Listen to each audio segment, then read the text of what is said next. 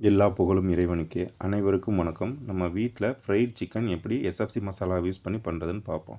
தேவையான பொருட்கள்: SFC masala back 1, அரை கிலோ சிக்கன் பீஸு, ஒரு முட்டை, தேவையான அளவு எண்ணெய்.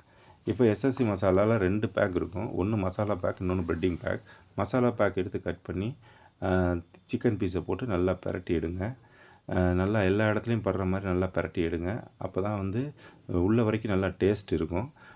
மசாலாவை நல்லா பிரட்டி எடுத்துகிட்டு 1 மணி நேரம் மூடி வச்சுருங்க.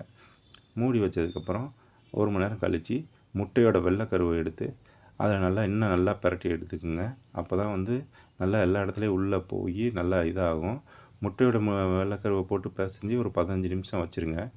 இதில் பார்த்தீங்கன்னா கலர் அதிகமாக இருக்காது, உரப்பும் அதிகமாக இருக்காது. குழந்தைங்க நல்லா விரும்பி சாப்பிடுவாங்க.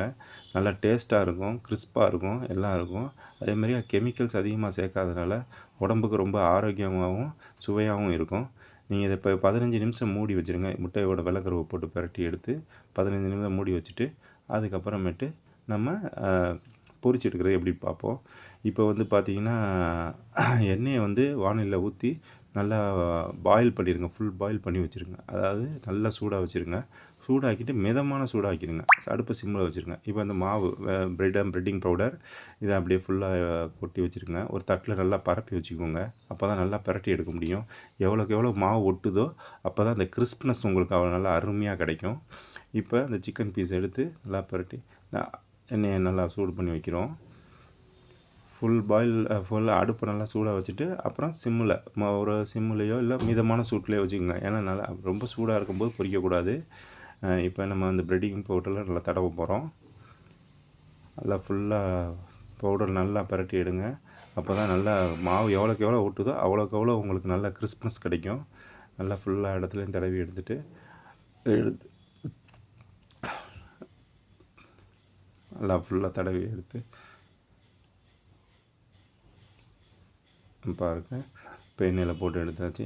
நல்லா இருந்தால் கிறிஸ்ப்னஸ் எப்படி இருக்குது பார்த்தீங்களா? நல்லா சூப்பராக இருக்கும். கலர் இருக்காது, நான் சொன்ன மாதிரி நல்லா அருமையாக கிறிஸ்பியாக வந்திருக்கு. நல்லா ஃபுல்லாக உள்ள வரைக்கும் நல்லா பாயில் வேகட்டும். அடுத்து சின்ன பீசஸ்களை போடும்போது அது தேவையான அளவு போட்டால் போதும். நல்லா தான் இதையும் சின்ன பீசஸையும் நல்லா பிரட்டி எடுங்க. எவ்வளோக்கு எவ்வளோ நல்லா மாவு ஓட்டுதோ அந்த அளவு கிறிஸ்ப்னஸ் கிடைக்கும். இப்போ சின்ன பீஸை போட்டு எடுக்கிறோம். அருமையாக வந்துடும் பாருங்கள்.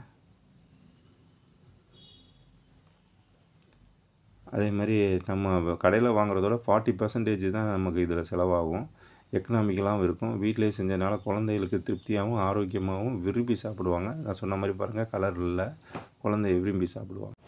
ஃபோனில் தெரியும் நம்பரில் ஆர்டர் செய்து டோர் டெலிவரி பெற்றுக்கொள்ளவும்.